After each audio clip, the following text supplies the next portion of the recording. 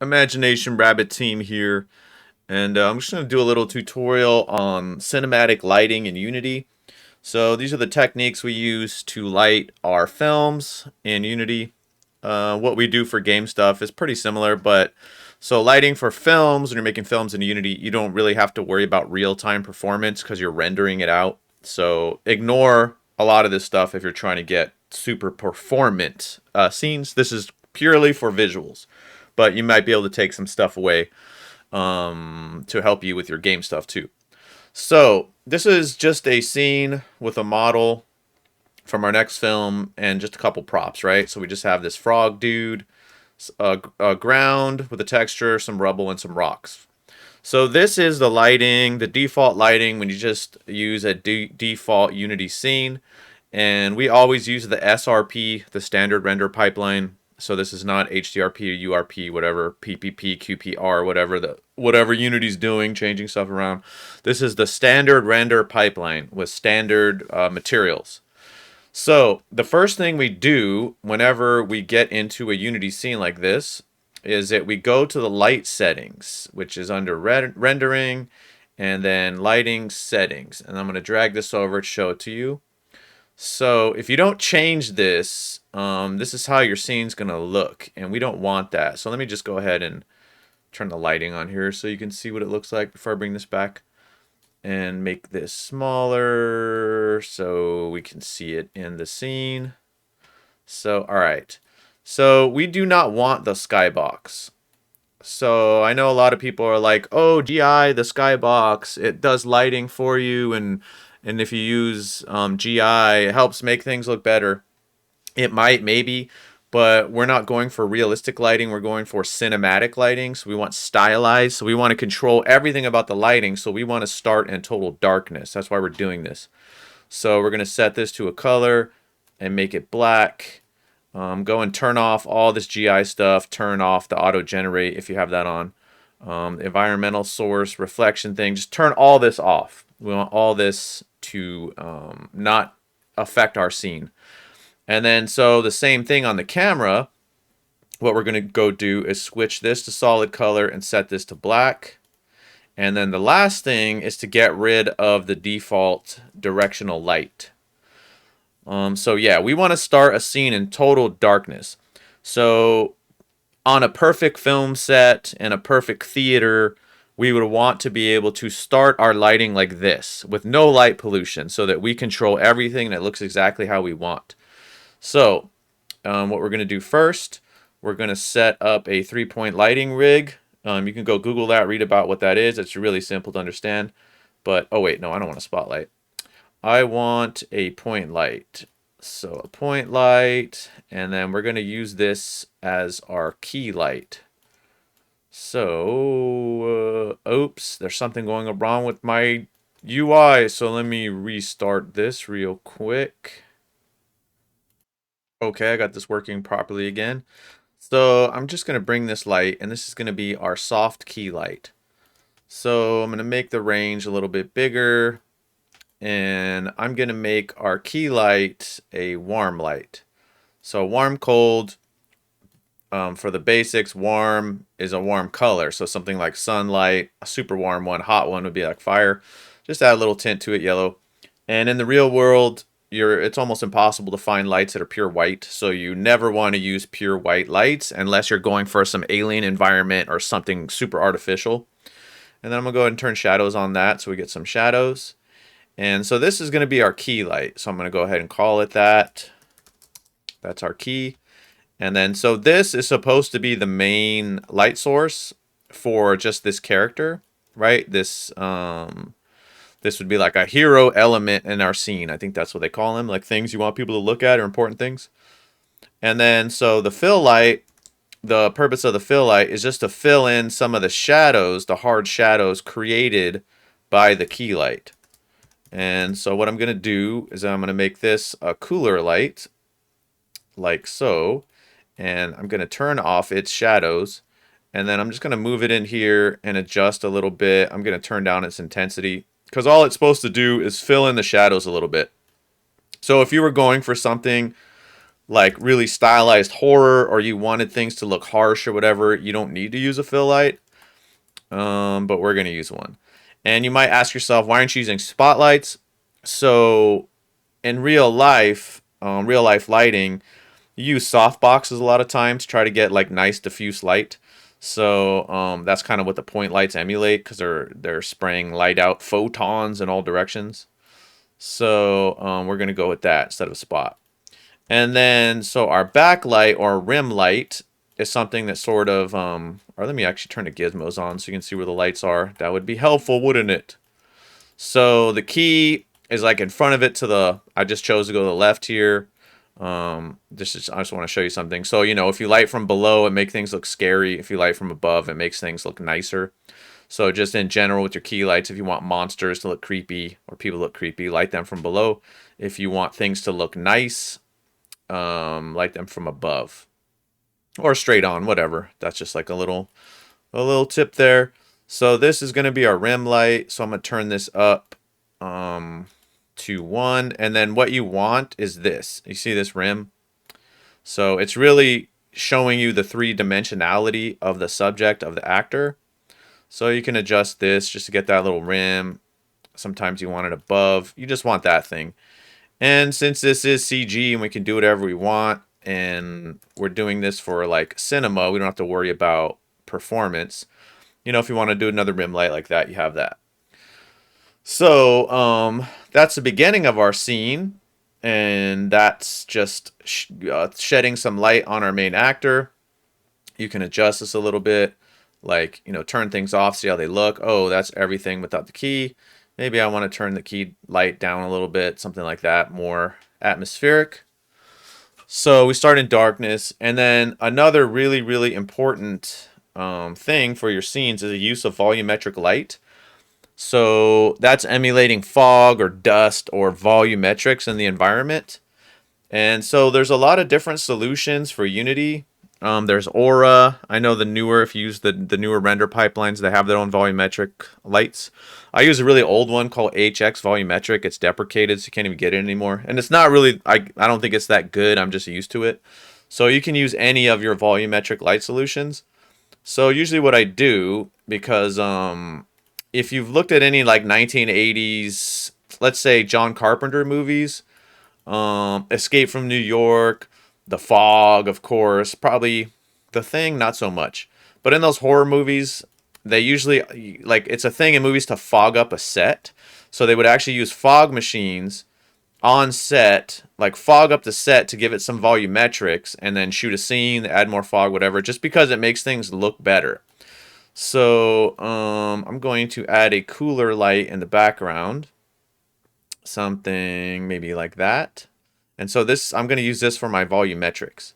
I'm going to turn shadows on, and I'm going to add the volumetrics effect. So this would be, you know, whatever one you're using, but I'm going to add the volumetric light, and then it won't do anything on this one until I add the volumetric camera. So there we go. So now we have some volumetrics, and you can see it automatically like upgraded the quote quality of the scene, right? And then we can play around with this, you know, oh, like, you know, if you want a bad guy or scary thing, you do something like that. I'm just going to adjust this a little bit more. And another key thing when you're lighting scenes is, if you can, try to make sure light sources come from actual things in your scenes. So like this background kind of fog light, whatever, that doesn't really need a light. I mean, that's like the horizon or whatever, you know, shedding light onto the scene. But say you wanted a big, like, let's just go, I'm just going to turn this key off because I want to use fire as like the key light.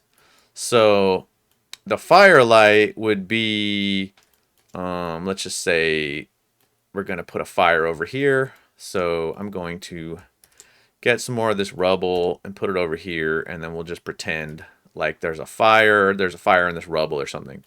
So I'm going to put that there, and where's that light I just added? This one. And so we're going to set this up as if this is going to be our fire, right? We're going to do it here. So we'll make something bigger, and then, you know, your firelight would be something like that, maybe like that.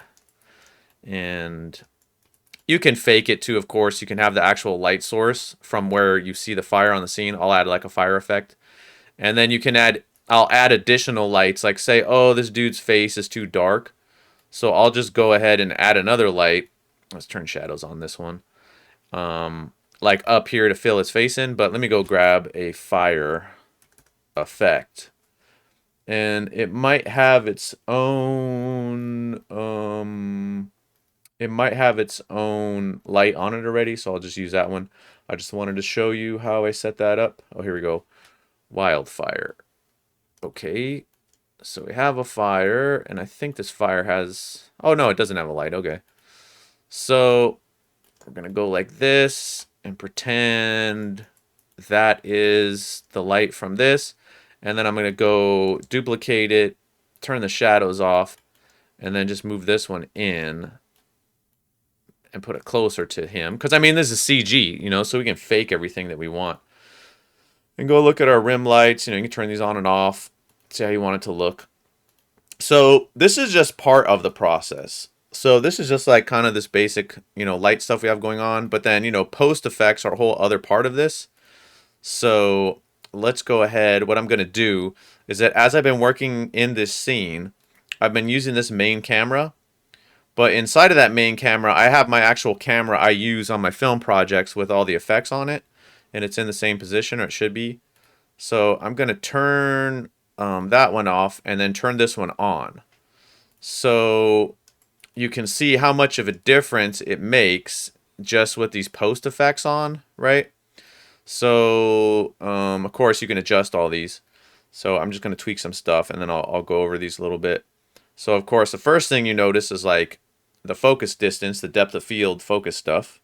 So I'm just going to adjust that. And, you know, you can adjust this stuff here to get the scene to look the way you want. I'm actually going to adjust the camera because it doesn't feel like this makes cinematic sense to me the way it is now. Let's go ahead and do that. Or maybe, what do we want? It's kind of just brown now because he's green. But let me see. What does this look like? What does this look like? Maybe I don't like the color of this light. So redder. Yeah, I guess that looks fine. What if I turn shadows on? I guess that's a little better. So yeah, in the effects on this, what I usually use, I'm not using this wet stuff effect on this scene, so just ignore that. That's a volumetric light. So here is, I do use a asset for anti-aliasing. So I use this CTAA asset. It gives you super clean anti-aliasing. It's really for high performance stuff though, so I don't know how well it will work in games. So here's my post setup. Oh, it doesn't look like this bloom is doing anything. What's going on here? Where is the bloom? Why isn't this working? Intensity has high intensity. Oh, it's off. Duh. Okay. Now it's on. No, it's off. Now it's on. Here we go. Okay. So, you know, bloom adds a lot when you get Unity effects and stuff like that. You buy them, they're always like, turn the bloom on, because it can make things look so much better. So in this color grading setting, you know, I'm just doing some tweaks in here to get this the way I want. You know, and you just tweak these post profiles to get them to look the way you want, and you can save them and use them on all your scenes. You saw I was adjusting the depth of field. Ambient occlusion, I had a touch of that. Not too much, though.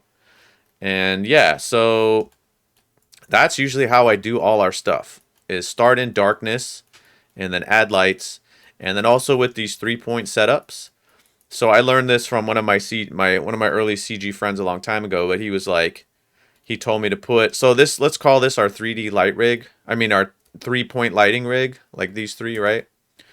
And so he taught me, if there's anything important in the scene, light it up with one of these rigs. So let's try adding another character back here. I know this is a boring scene. It's just a dude standing in his like whatever pose. Let's take one of these weird dudes, another extra from this movie, and stick him maybe over here. So I'm using people, so you're like, oh, of course, 3-point lighting rig because it's a person. But it doesn't have to be a person. You can do this on anything that you want the viewer to look at. So you could just duplicate that rig. Um, I'm just going to go grab the fill light here and go and put it next to our dude. And maybe I'm going to rack focus onto him too. So what's this at? Let's do him like that, like this. Give him a rim light like so or something. And then let's go adjust the camera. So let's see if we can get a cool like rack focus thing going on where we leave the jacked frog guy in the foreground. Let's about something like that. This isn't very nice photography. The composition's not very good, but that's not the point. I just want to do a kind of a rack focus on this guy. Okay, so we need to set it back there. There we go. And he actually has too much light on him. He looks kind of blown out, which we don't want. So what is it? Is it this fill? Yeah, it's this fill. So we can adjust the intensity or turn it down. So I'm going to do that, and I'm going to turn it down just a little bit like that. And then I'm going to duplicate this light again and then give him some kind of warm light source, you know, pretending it's from that fire too. Something like that. But yeah, that's really all there is to how I light stuff. It's just about, you'll see that when you start in total darkness, you don't have Unity's lighting system working against you, fighting with you, and you can probably make stuff look a lot better just by doing that one thing. So yeah, I hope that's useful to somebody out there, but just think warm and cold, and then the basics of like warm and cold. The way it works on people's eyes is that the warm pulls things on the screen forward, the cold pushes them back. So then you know, you can use that to your advantage for whatever you want people's eyes to look at on the screen. You know, you can manipulate that because that's what you're doing when you're a cinematographer or director. You're manipulating people's minds in more ways than one. So yeah, that was my little tutorial on lighting in Unity. Hopefully it's helpful. Imagination Rabbit team says goodbye.